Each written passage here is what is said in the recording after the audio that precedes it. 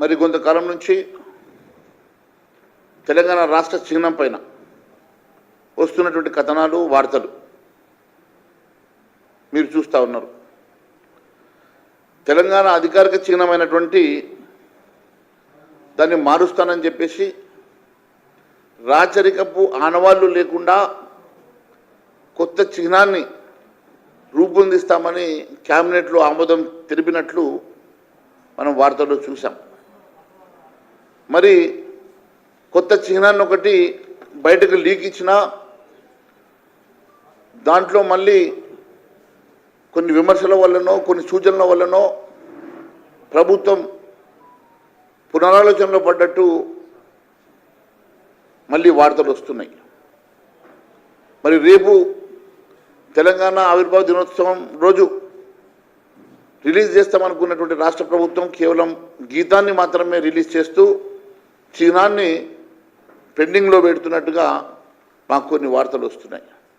మరి మేము ఒకటి అడుగుతూ ఉన్నాం, రాచరికపు ఆనవాళ్లను పూర్తిగా తొలగించాలని చెప్పేసి అనుకున్నటువంటి ముఖ్యమంత్రి గారు కానీ క్యాబినెట్ కానీ తెలంగాణ ఉద్యమ స్ఫూర్తి కనబడే విధంగా తెలంగాణ సాంస్కృతిక అంశాలు కానీ ప్రజాస్వామ్యం కానీ ప్రజా జీవనం ఉలికిపడేటువంటి విధానంగా రూపొందిస్తామని అనుకొని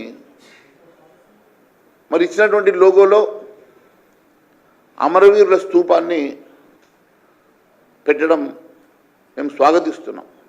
ఎందుకంటే మీరు పెట్టినటువంటి అమరవీరుల స్తూపం ఇది దాదాపు 1970లో తొలి ఉద్యమంలో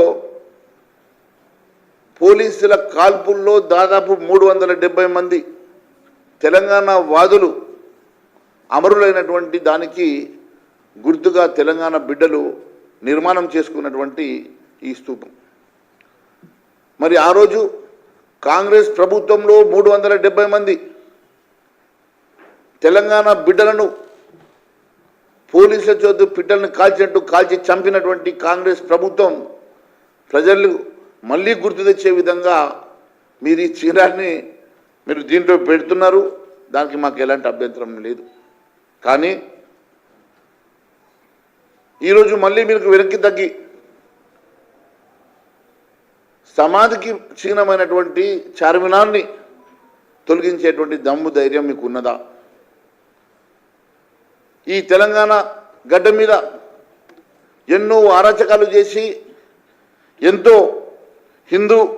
హిందువుల రక్త మాంసాలతోటి హిందువుల మానభంగాలు ఆడబిడ్డల మానవిమానాలతోటి చెలగాటం చేసినటువంటి ముస్లిం పాలకుల చిహ్నాలను తొలగించేటువంటి ధైర్యం మీకు ఉన్నదని అడుగుతున్నా. క్రూరంగా తెలంగాణ హిందూ బిడ్డల్ని హింసించినటువంటి ముస్లిం పాలకుల చిహ్నాల్ని తొలగించాలంటే కేవలం చార్మినార్ని లోగోలో నుంచి తీయడం కాదు. ఈ ప్రాంతంలో వారి ఆనవాళ్ళు ఇంకా చాలా ప్రాంతాల్లో ఉన్నాయి. అవన్నిటినీ కూడా తీసేటువంటి అవసరం ఉన్నది. ఖచ్చితంగా భారతీయ జనతా పార్టీ అధికారంలోకి వచ్చినాక దాని మీద పూర్తిగా ఆలోచన చేస్తుందని చెప్పి మేము తెలియజేస్తూ ఉన్నాం.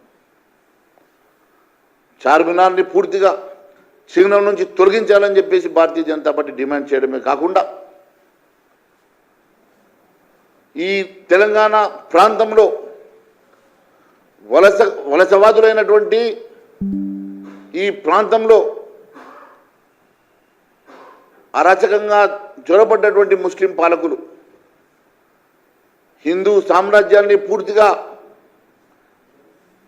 ఆక్రమించుకొని దురాక్రమణ చేసినటువంటి దురాక్రమవాదులు ఈ ప్రాంతంలో హిందువులను ఊచకోతకు వచ్చినటువంటి ఆ పాలకుల ఆనవాళ్లను కూడా మీరు మరి పూర్తిగా తీసేయాల్సినటువంటి అవసరం ఉన్నది అని చెప్పేసి భారతీయ జనతా పార్టీ మరి గుర్తు చేస్తూ ఉన్నది.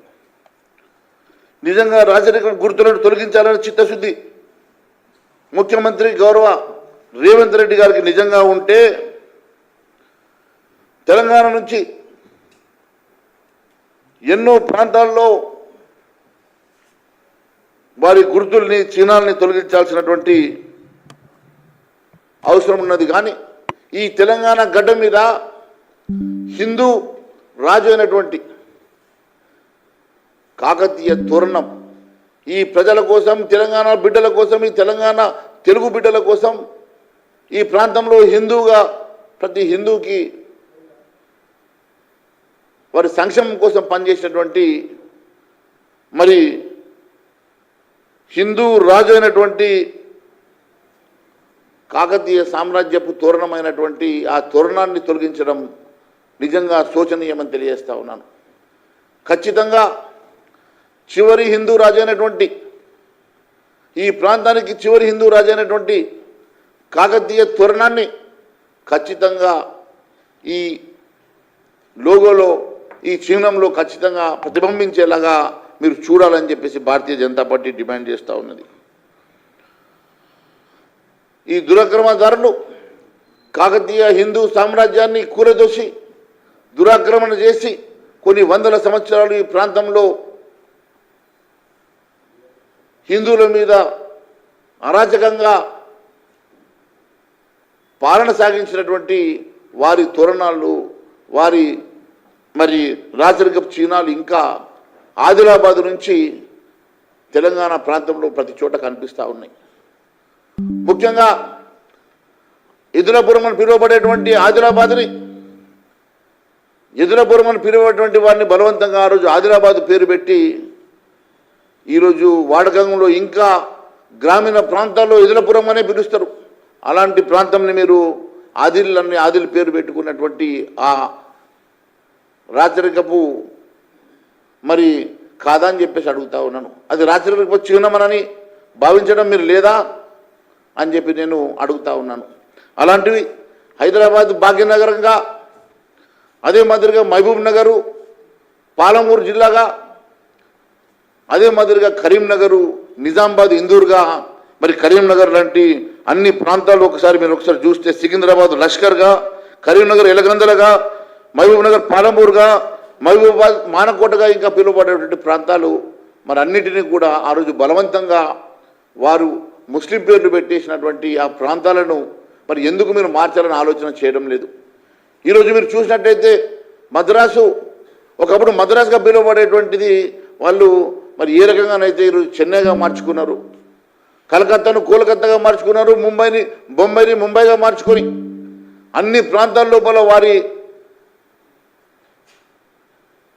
వారి పేర్లు మార్చుకొని అన్ని రకాలుగా పురాతనమైనటువంటి పేర్లను పునరుద్ధరణ చేసుకున్నటువంటి మరి చాలా రాష్ట్రాల్లో మరి తెలంగాణ రాష్ట్రం ఎందుకు ఆలోచన చేయడం లేదు?